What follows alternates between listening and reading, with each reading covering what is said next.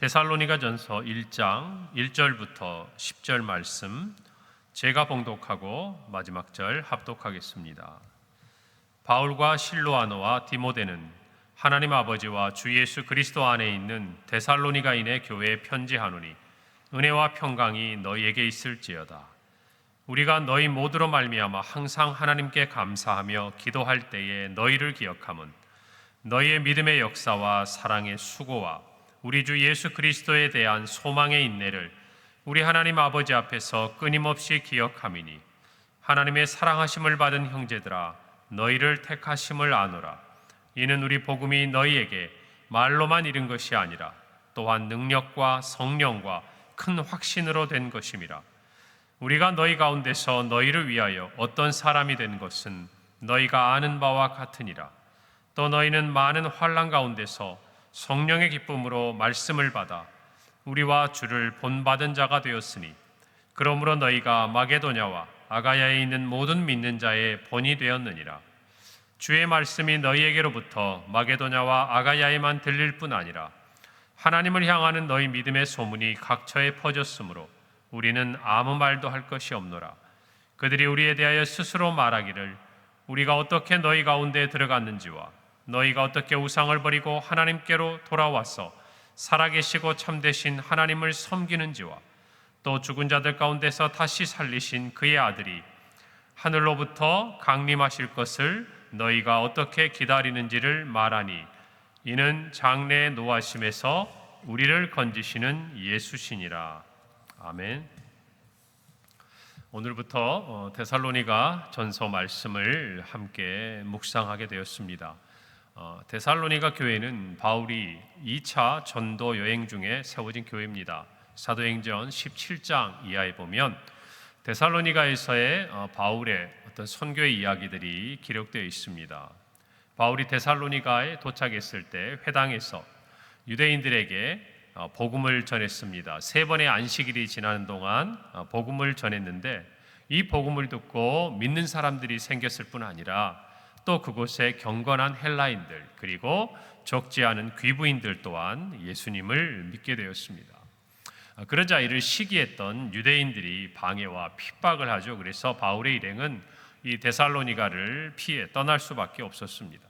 그래서 베레아에 이르러서 그곳에서도 복음을 전했을 때 이곳에 있는 사람들은 또한 하나님의 말씀을 잘 받고 또 그곳에서도 많은 사람들이 예수님을 영접하게 되는 일들이 일어나자 이 소식을 들은 이 데살로니가에 있던 유대인들이 이곳 베레아까지 따라와 가지고 바울을 핍박합니다. 그러자 바울은 그곳을 피해서 아덴, 지금의 아테네까지 도망하게 되죠.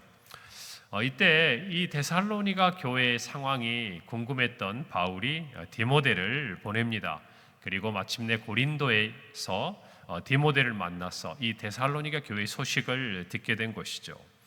이 데살로니가 교회의 소식을 들은 바울과 그의 동역자들은 큰 기쁨과 감사를 얻게 됩니다. 오늘 8절이 그것을 증거하고 있는데요. 우리 8절 하반절에 보니까 하나님의 말씀을 향하는 너희의 믿음의 소문이 각처에 퍼졌으므로 우리는 아무 말도 할 것이 없노라. 아무 말도 할 것이 없노라. 바울의 입장에 정말 바울의 심령을 어쩌면 대변하는 한마디일 것입니다. 여러분 가만히 생각해 보세요. 새 안식일이니까 우리로 따지면 3주입니다. 3주 동안 그가 그곳에서 회당에서 복음을 전했을 때 바울을 통해서 예수님을 영접했던 사람들이에요. 그리고 나서 어떤 모습을 기억합니까? 그 안에서 큰 소동이 일어나고 바울이 그곳을 피해서 베레아까지 또 베레아에서 아테네까지 이렇게 복음을 전하다가 쫓겨가는 것들을 그 땅에 있는 사람들이 보았습니다. 어쩌면 바울에게는 아픈 손가락 같은 교회가 바로 데살로니가 교회겠죠.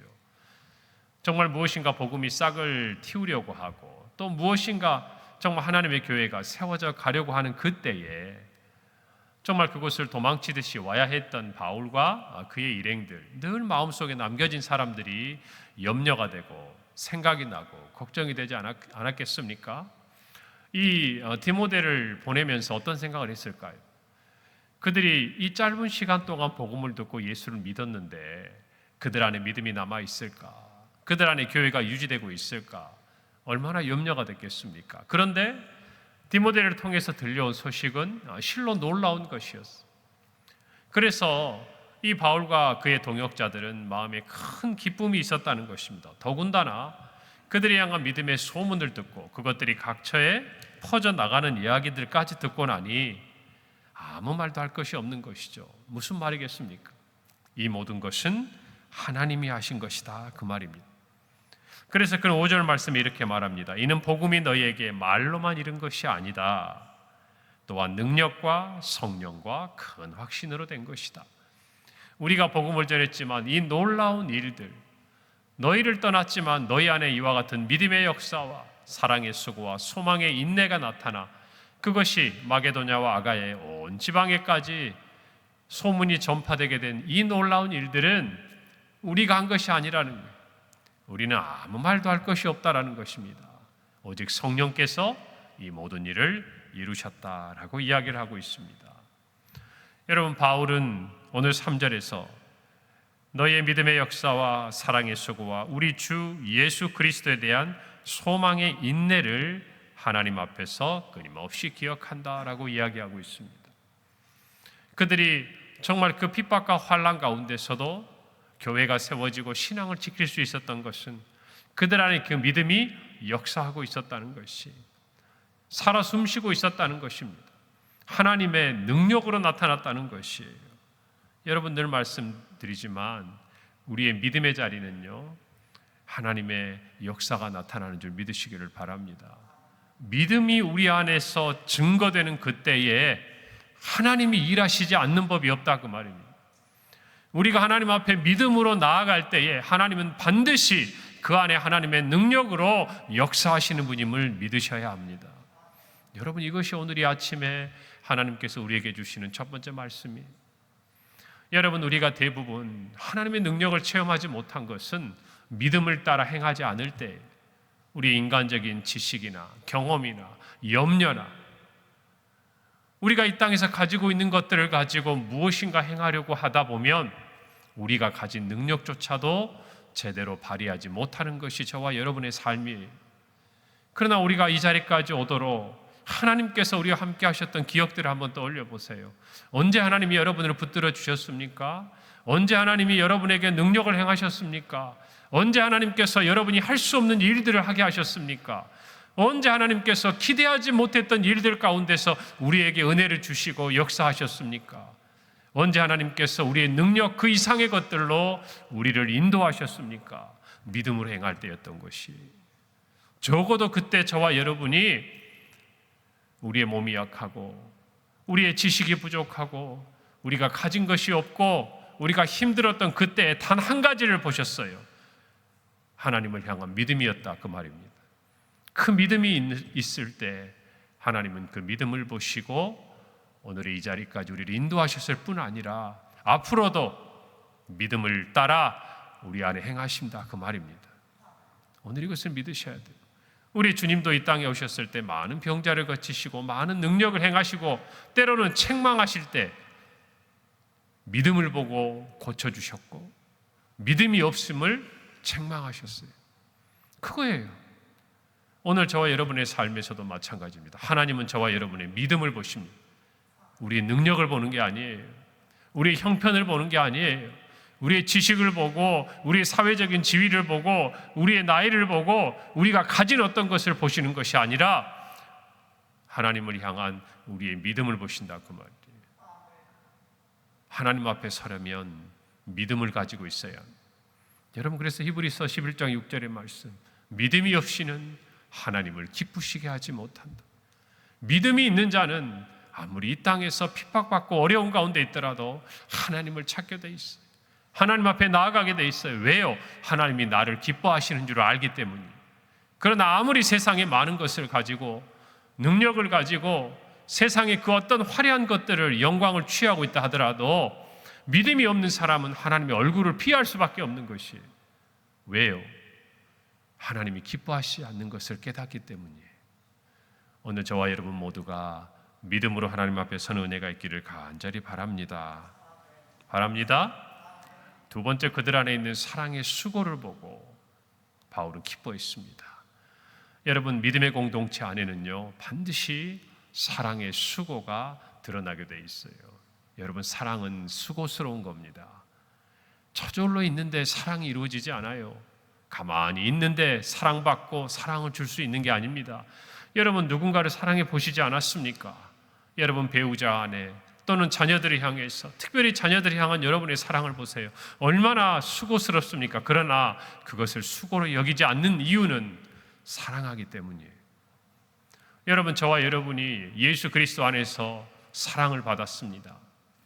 주님의 사랑의 수고라고 이야기할 수 없는 그 사랑의 모든 것을 우리가 받지 않았습니까? 주님이 그것을 수고로 여기셨다면 힘들고 어려우셨겠지만 주님은 십자가에 달려 죽으시고 우리에게 자유를 주심을 기뻐하셨어요.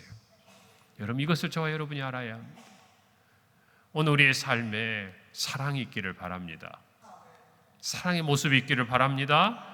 여러분이 누군가를 사랑한다면 그것이 적어도 나는 기쁨으로 여길지 몰라도 다른 사람의 눈에는 그 사랑이 수고롭게 보일 만큼 우리 안에 드러나야 한다는 것이에요. 오늘 저와 여러분이 이 새벽을 깨우면서 누군가를 위해 기도하고 또 생각나는 가운데 누군가의 사랑의 손을 펼치고 또 우리 공동체 안에서 지치고 힘들고 병들고 연약한 지체들을 위해서 작은 섬김과 또 사랑을 나누는 것들, 이 모두가 우리 교회 안에 있을 때에 하나님이 우리를 기뻐하실 줄 믿습니다. 여러분, 믿음과 사랑이 함께 갈 때, 그리고 마지막에 소망의 인내, 우리 안에 있는 소망이 함께 갈 때 여러분, 교회는 세상 앞에서 든든히 서가는 것이에요.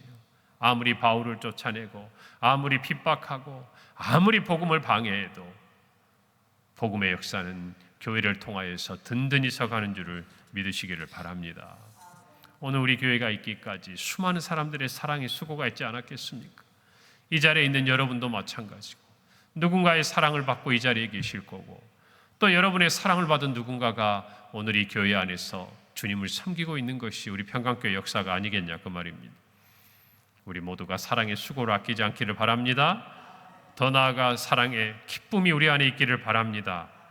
세 번째로 소망의 인내가 있다고 말했어요. 여러분, 예수를 믿는다는 것, 신앙을 갖는다는 것, 오늘도 마찬가지입니다. 물론 이 시대만큼은 비교할 수가 없지요. 저 북한에서 지하교회 가운데서 또 중국에서 가정교회 가운데서 정말 공안들과 또 공산당의 그 눈을 피해서 목숨을 걸고 예수 그리스도를 믿는 사람들 앞에서 여러분, 저와 여러분들은 심지어는 부끄러움까지 느끼지 않습니까? 여러분, 우리가 합동파송 선교사로 섬기고 있는 그 땅들을 보십시오.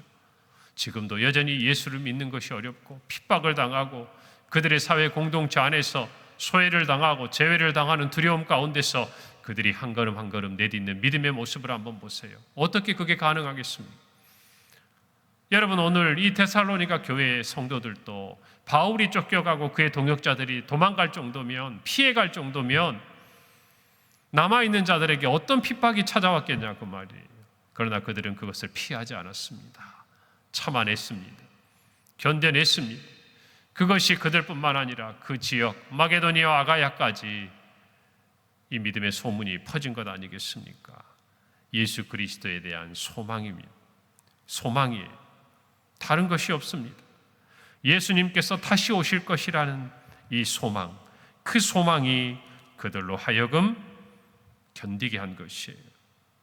오늘 마지막 10절 말씀 보면 또 죽은 자들 가운데서 다시 살리신 그의 아들이 하늘로부터 강림하실 것을 너희가 어떻게 기다리는지를 말하니 이는 장래의 노하심에서 우리를 건지시는 예수시니라.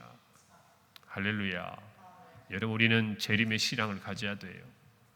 이 땅에서 우리의 삶이 마지막 뿐이라면 바울의 말대로 우리는 가장 불쌍한 자들입니다. 우리가 이 땅에 살아가면서 정말 우리가 인내하고 견디고 참아야 되고 믿음을 지켜야 되는 이유가 있다면 다른 것이 아니에요. 주님이 이 땅에 다시 오실 것을 믿기 때문이에요. 그것을 기다리기 때문이에요. 여러분들이 그 신앙을 갖지 못한다면 여러분, 우리는 이 땅에서 고난과 핍박을 견뎌낼 힘이 없다라는 것입니다. 소망의 인내를 가지시기를 바랍니다.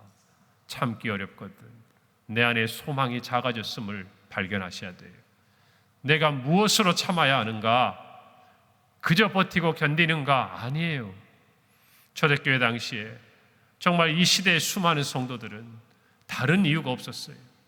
예수 그리스도께서 이 땅에 다시 오신다는 그 소망, 마라나타, 아멘 주 예수여 오시옵소서. 그들의 그 믿음이 그들의 신앙을 붙들어 주었던 것입니다. 오늘 저와 여러분도 마땅히 재림의 신앙을 가져야 할 줄로 믿습니다. 땅의 것을 바라보면 여러분 우리는 견딜 수 없어요. 이 땅의 것들을 추구하면 우리는 참을 수 없어요. 기다릴 수 없어요. 하늘을 보셔야 합니다. 올림을 받으신 그대로 이 땅에 다시 오실 예수 그리스도를 소망할 때 우리 안에 인내가 자리 잡게 되는 것입니다. 오늘 하루를 살아가면서 참아야 할 일이 있을 거예요. 오늘 하루를 살아가면서 어제도 그 전에도 오랫동안 견뎌왔던 일들 여전히 견뎌야 할 일이 있을 겁니다. 예수 그리스도를 바라보시기를 바랍니다. 반드시 약속대로 이 땅에 오실 주님만이 우리를 승리하게 하실 것입니다. 오늘 바울은 데살로니가 교회가 모든 믿는 자의 본이 되었음을 기뻐합니다. 우리 교회도 마찬가지. 저는 이 말씀을 묵상하면서 바울이 데살로니가 교회를 보며 누리는 이 기쁨이 어쩌면 오늘날 평강교회와 우리를 향하신 주님의 기쁨이 되어야 하지 않을까. 다른 사람의 이야기, 다른 성도들의 이야기, 다른 교회의 이야기가 아니라 오늘 주님이 평강교회를 내려보시고 오늘 주님께서 이 새벽을 깨운 여러분들 그리고 우리 평강교회 성도들을 보면서 나는 아무것도 할 말이 없다. 너희 안에 있는 믿음의 역사와 사랑의 수고와 소망의 인내를 내가 익히 알고 있다. 내가 보고 있다. 내가 듣고 있다. 라고 말씀하시며 주님이 기뻐하실 그 마음을 소망하는 저와 여러분이 되기를 간절히 바랍니다. 오늘 주신 하루를 살아가면서 여러분 믿음으로 사시기를 바랍니다. 사랑의 모습을 보이기를 바랍니다. 다시 오실 주님을 바라보며 재림의 신앙 안에서 여러분 우리의 삶에 주어진 모든 환난과 고난을 믿음으로 이겨내는 소망을 간직한 성도들이 되기를 간절히 바랍니다. 기도하겠습니다. 하나님 아버지 은혜를 감사합니다. 오늘 데살로니가 교회를 향한 바울과 그의 동역자들의 기쁨을 봅니다. 오늘 이 시대에 참으로 우리 평강교회를 바라보시는 주님의 마음이 그러하시기를 기대합니다. 하나님 우리 모두 믿음의 역사와 사랑의 수고와 소망의 인내를 간직하고 모두 믿는 자의 본이 되는 평강교회가 되고 성도들이 되어서 이 땅을 살아가는 정말 한국교회와 세계교회 가운데 다시 살아나시고 참으로 우리 가운데 다시 오실 예수 그리스도를 증거하는 우리 모든 평강교회 성도들 우리 교회가 되게 하여 주시옵소서. 예수님의 이름으로 기도합니다. 아멘.